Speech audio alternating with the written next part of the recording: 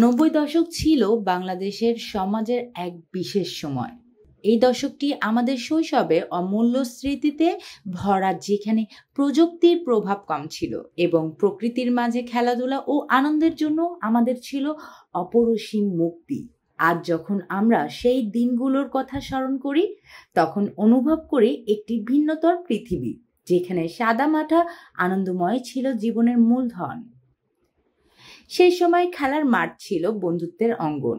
বাঁশের বাঁশি, গলির মাথায় ফুটবল কিংবা খোলা আকাশের নিচে লুকোচুরি এসব ছিল শৈশবের রঙিন ছবি। সাইকেল চালিয়ে পাড়ায় পাড়ায় ঘুরে বেড়ানো, ক্যালেন্ডার গায়ে ছবি আঁকা, পত্রিকায় কমিক্স পড়া কিংবা বৃষ্টিতে কাগজের নৌকা ভাসানো, বাঁশের তৈরি তীর, ধনুক, গলির শেষ মাথায় ফুটবল সবই ছিল শৈশবের অংশ। এই সব অভিজ্ঞতা আমাদের জন্য ছিল জীবনের সেরা মুহূর্ত। সে সময় স্মার্টফোন বা ট্যাবলেট কিছুই ছিল না। এইসবের অভাবে আমাদের সৃজনশীলকে বাড়িয়ে তুলেছিল।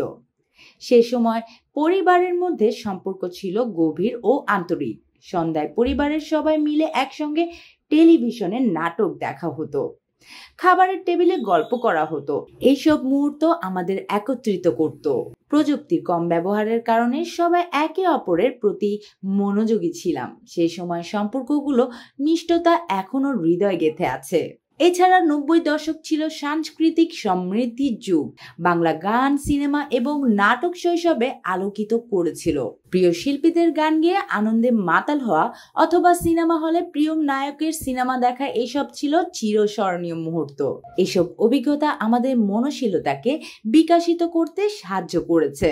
বর্তমানে বিশ্বের প্রযুক্তি আধিক্য আমাদের জীবনে অভূতপূর্ব পরিবর্তন এনেছে, কিন্তু ৯০ দশকের হারিয়ে যাওয়া শৈশবে স্মৃতিগুলো আজও সবার মনে আনন্দের সঞ্চার করে।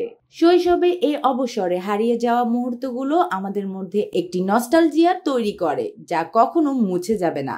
হারিয়ে যাওয়া শৈশবে আমাদের কাছে একটি অমূল্য সম্পদ। এটি শুধু একটি সময়ের কথা নয়, আমাদের অস্তিত্বের একটি অংশ। এই শৈশবের স্মৃতি আমাদের স্মরণ করিয়ে দেয় যে আনন্দের জন্য কোনো প্রযুক্তির প্রয়োজন হয় না। প্রকৃতির সম্পর্ক এবং সাদামাটা মুহূর্তই আসল সুখের উৎস। যতদিন আমরা এই স্মৃতিগুলোকে মনে রাখবো, ততদিন আমাদের হারিয়ে যাওয়া শৈশব জীবিত থাকবে।